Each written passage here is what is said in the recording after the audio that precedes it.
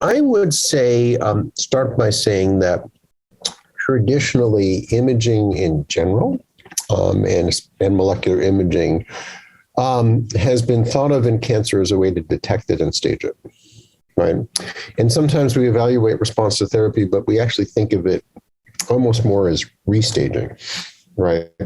Is here's where the disease was in point A, here's where the disease was in point B, it got better or worse. But there really has not been in the minds of both imagers and I think equally in oncologists, the idea that imaging is a biomarker.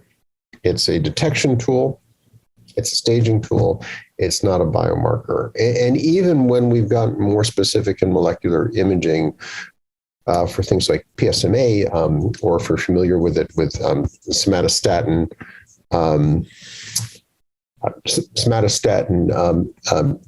imaging for neuroendocrine tumors, we still use those as more staging than we do anything else.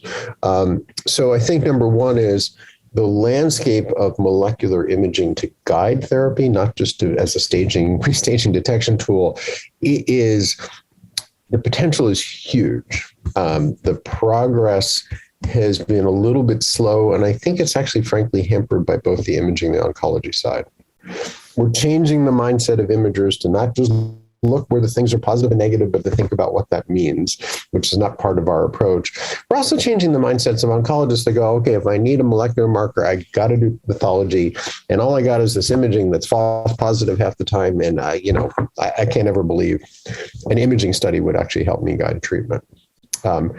So the landscape is huge. The limiting barrier is, I think, additional data, which is lacking in this area. There's some good preliminary data, but there needs to be more data, more prospective trials, and a change in attitude on both sides, which is why I was very excited to give this lecture to an oncology audience. But to me, there's two things that are helping us. One is, I don't know if you're familiar with radionucleotide theranostics. The idea there is you take an image, you take a molecule, you put a isotope in it that gives you good imaging, typically by PET, but sometimes by other methods.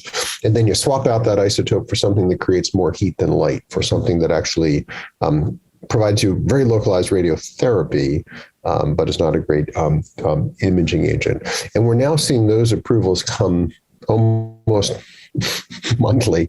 The latest one was the PSMA approval for that regard.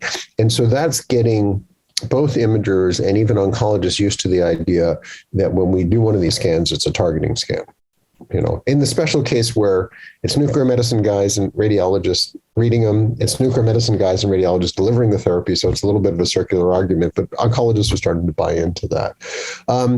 The other landmark to me, and again, I want to acknowledge that's an area I've worked in for a while, and I have somewhat of a conflict because I consult for GE Healthcare, who owns the IP for this, is fluoroestradiol, the estrogen receptor imaging agent I was looking at, is, I think, a landmark because it was approved not so much for a detection biomarker, even though that's what the US FDA said, detection of ER positive cancer. It's really detection of a marker in the cancer. And as such, it really is, I think, the first molecular imaging agent that hits a nearly purely biomarker indication to start with.